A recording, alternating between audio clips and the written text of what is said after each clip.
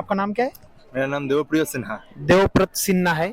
इससे बात करके मुझे भी बहुत अच्छा लगा और हमें जो जानकारी मिली हो सकता है किसी किताब में ना मिली हो, हमें भी पता नहीं और आपको भी पता नहीं।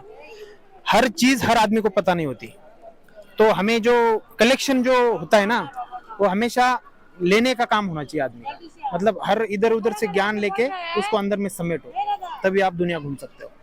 थोड़ा दोस्त, अगर आपको भी पता होगा ना इसके बारे में कि मंदिर नदी के किनारे ही क्यों बनाया, तो आप भी कमेंट बॉक्स में उसका जवाब दे सकते हैं। आप ये मंदिर मतलब रानी रासमणी जी बनाए थे, उसको मतलब नींद में सपना आया था। काली माँ उनको बताए बताए थे जो गंगा के पास एक मंदिर बनाने के लिए। हम कृष्णदेव अपने अपने मानते थे काली माता को, तो वो खुद का हाथों से माँ को भोग दिलाते थे बहुत बार। बेलूर मठ में जो शाम को जो आरती होती है, हाँ हाँ हाँ तो शांति वाला जो हाँ, एकदम खंडन भव खंडन जो भव गाना होता है ना, वो हाँ, हाँ, सिर्फ 15 मिनट आप हाँ, उधर हाँ, बैठ के देखिए। हाँ, नहीं नहीं, शिव की मूर्तियां तो है, 12 ज्योतिर्लिंग का तो वो है, हाँ हाँ बट बाहर साइड में नदी के हाँ किनारे हाँ हाँ हाँ। जो मेरे को लगता है वो अपने स्वामी परमहंस थे, उनके शिष्यों का वो है क्या वो?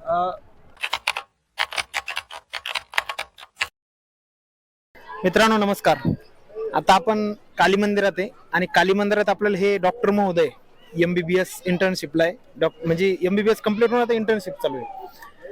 अब उनसे बात करेंगे क्योंकि उन बात करेंगे हम मंदिर के बारे में रिव्यू जानने के लिए. तो आप मंदिर के बारे में थोड़ा बताइए और कितने बार आए यहाँ मंदिर? हम लगभग 4-5 बार तो आए हैं, छोटे से आ रहे हैं। जब बच्चे थे उस टाइम से माँ बाप के साथ आ रहे हैं, दोस्तों के साथ भी आए हैं बहुत सारा टाइम। ये मंदिर मतलब रानी रासमणी जी बनाए थे, उसको मतलब नींद में सपना आया था। काली माँ उनको बताए बताए थे जो गंगा के पास एक मंदिर बनाने के लिए। तो मैं रॉ रामकृष्ण मिशन से पास आउट हूँ, तो थोड़ा बहुत इसके बारे में लगभग पता हुआ, इसीलिए। तो इसका जो पुजारी था वो एक टाइम श्री रामकृष्ण देव स्वयं थे।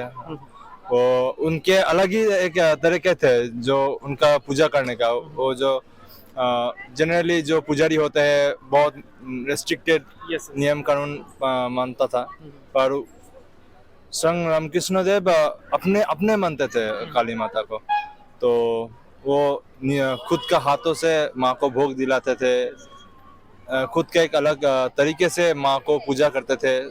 माँ के मतलब उनका चिंतित में माँ आते थे रात दिन भर, ये बार।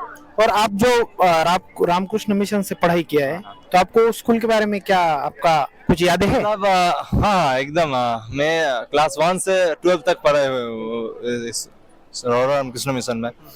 सो हमारे जीवन में एक डिसिप्लिन बहुत जरूरी है। आजकल का जो एक स्कूल होता है उसमें डिसिप्लिन थोड़ा कम ही दिख रहा है। हमारे स्कूल में वो जो बाहर वाला स्कूल होता है देश विदेश का, जो छोटे से साफ सुथरे करना, वो हम लोगों को उस टाइम मतलब कोई काम का चीज नहीं लगता, पर अब लगता है वो डेली लाइफ के लिए बहुत जरूरी है। साफ सुथरा रहना, नीट एंड क्लीन रहना, जो बड़े को रेस्पेक्ट करना, वो वाला डेली डिसिप्लिन बजाय रखना जरूरी है। मतलब एक डेली लाइफ का जो भीत है वो बहुत सुंदर से निभाया है। वो उस स्कूल से हमें सीखने को मिला। जो हम बाद में जो भी कॉलेज यूनिवर्सिटी में जाते थे, जो सर भी पूछते थे कहाँ से पढ़े हो, हम जब भी बताते थे हम मिशन से पास आउट है, तब बहुत अच्छा स्कूल है, बहुत अच्छा मान है उसका। उसका जो स्टूडेंट होता है अच्छा होता है बहुत। सिर्फ पढ़ाई नहीं, उसके अलावा भी बहुत कुछ होते हैं हमारे जीवन में, तो इसके लिए बहुत ही अच्छा स्कूल है। अब जो आप स्कूल में पढ़े हो, आप तो डॉक्टर हो, जैसे कुछ बोलते कि ये जो मिशन का स्कूल है उसमें सिर्फ आध्यात्मिक ही पढ़ाया जाता होगा, लेकिन फिर भी आप डॉक्टर, आध्यात्म के साथ साथ आपको मतलब हाँ, इंग्लिश मतलब का भी ज्ञान दिया हुआ है। हाँ, सब कुछ की मतलब सिर्फ इंग्लिश नहीं, सिर्फ साइंस नहीं, सिर्फ ज्योग्राफी सोशल साइंस इस तरफ की नहीं, सब कुछ पढ़ा था। आध्यात्मिकता हमारे जीवन का एक पार्ट है। वो अलग अलग के कुछ चीज नहीं है। जो इंडियन का पुराने कल्चर है, पुराने ऋषि मुनि ऋषि का जो जीवन कथा है, वो वाला हमारा अलग एक सब्जेक्ट था। इंडियन एजुकेशन वाला, इंडियन कल्चर एंड साइंस वाला, आईसी बोलते थे हम लोग वो। तो वो एग्जाम हमारे 10th तक पढ़ाया था। माध्यमिक में नहीं आया था, पर वो मतलब हमारा रोज के सिलेबस में था। 1 से मतलब 9 तक हर एक एग्जाम में हमारा कोई पार्ट, ऐसा कोई छोटा पार्ट वाला एग्जाम नहीं आता, हर वक्त एक 100 नंबर का फुल एग्जाम होता। तो उससे हम लोगों को जो इंडियन का कल्चर है, जो उनका जो प्राचीन आधुनिक मध्ययुग का जो मतलब सिग्निफिकेंस है, वो बहुत अच्छी तरीके से हम लोगों को सिखाया गया है। तो ये बहुत जरूरी है, सिर्फ आध्यात्मिक बात नहीं है, एकदम ही नहीं। ठाकुर माँ स्वामी जी का जीवन कथा तो होते ही थे, उसके साथ जो पंचतंत्र की कथा वो भी थे, गीता के श्लोक भी थे, सब कुछ मतलब जरूरी है इस जीवन धारण में। जीवन के सब गीता तो बहुत जरूरी है। हाँ, एकदम एकदम। गीता के श्लोक हमारे एग्जाम में भी आते थे, ये रटने पड़ते थे, उसका मतलब लिखना पड़ता था। एक 5 नंबर का क्वेश्चन रहता था उसके। ठाकुर माँ स्वामी जी का मंत्र था, उसका भी क्वेश्चन था। वैदिक मंत्र होता है हमारा एक प्रेयर में, वो भी लिखना पड़ता था। तो अभी अलग मंदिर जो है यहाँ, हाँ मंदिर के उस पार एक मठ है, हाँ, क्या नाम है मठ का? बेलूर मठ। बेलूर मठ। हाँ। बेलूर मठ में गए हो कभी? हाँ, बहुत बार।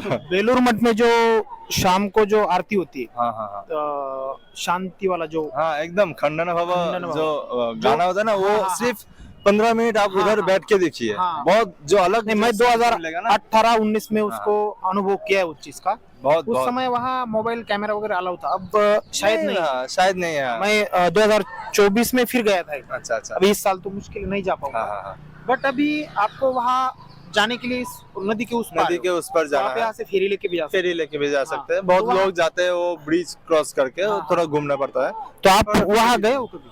हाँ, बहुत बार गया है हाँ, वो। तो आपको वहाँ जाने के बाद क्या मतलब किस लेवल तक आपको समाधान मिलता है? मतलब आप जो डेली लाइफ का जो बहुत सारा कॉम्प्लेक्सिटी है ना, अभी के जो समय है चारिदिक में बहुत मतलब कॉम्प्लेक्सिटी है, उससे आप कुछ नहीं करना, बस आंखें बंद करके वो जो अर्चला होता है उसके अंदर सिर्फ बैठना है। एक अलग ही मतलब जो एनवायरनमेंट है, पूरा शांत, कोई मतलब शोर शराबा कुछ भी नहीं है। नदी के किनारे किनारे के जो गूंज आते हैं, पंछियों की पंछियों की बहुत अच्छे, बहुत अच्छे। और यहाँ जो मंदिर है, मंदिर के उस पार में जो मूर्तियां है कुछ, हाँ, जो मेरे को लगता है वो शिव स्वामी की- नहीं शिव की मूर्तियां तो है, 12 ज्योतिर्लिंग का तो वो है, हाँ, बट बाहर साइड में नदी के किनारे हाँ। जो मेरे को लगता है वो अपने स्वामी परमहंस थे, उनके शिष्यों का वो है क्या वो? हाँ, उनके शिष्य का भी है कुछ ऋषि महर्षि कुछ जो बंगाल के है, इंडियन के है, उसका भी है कोई बहुत आप कुछ। एक बात बता सकते हो, जो मंदिर है नदी के किनारे ये क्यों बनाया है?